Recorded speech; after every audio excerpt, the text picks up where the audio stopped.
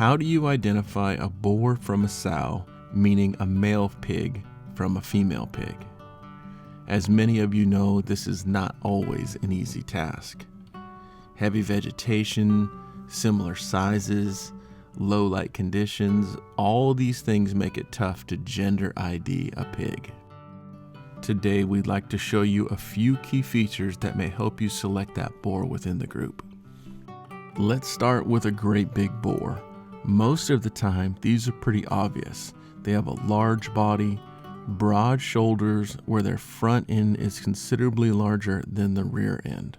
A big boar also has a clearly defined upper tusk which turns up instead of down.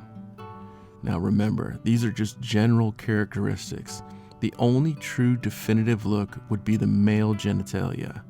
You can either see from the rear, or from a profile look you could see the penile sheath. Those are definitive. Just something for reference, the penile sheath on a smaller boar is much more pronounced than on a larger boar.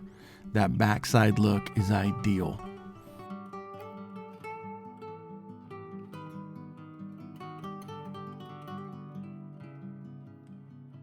Now what happens if they're all in a group and the same size? This is where patience and good optics come in.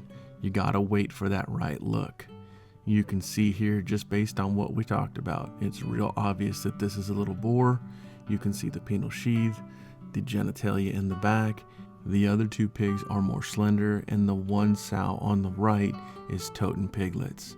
She's a wet sow, you can tell from the distended teats. Now the one on the left is a dry sow. She has no piglets, and those teats are tucked right up tight next to her belly, and no clear male genitalia in the back. Dry sow.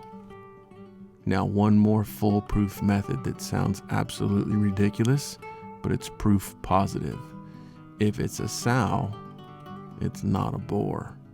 What I mean by that is sometimes it's easier to identify a female than a male. Let's summarize so you guys can get out there and hunt some pigs. Here on the Tejon Ranch, we are asking that you shoot boar pigs only. This allows our female pigs to generate more offspring in an effort to restore our historic numbers. It's important that we all get on board so we can ensure this resource is here for many, many years to come.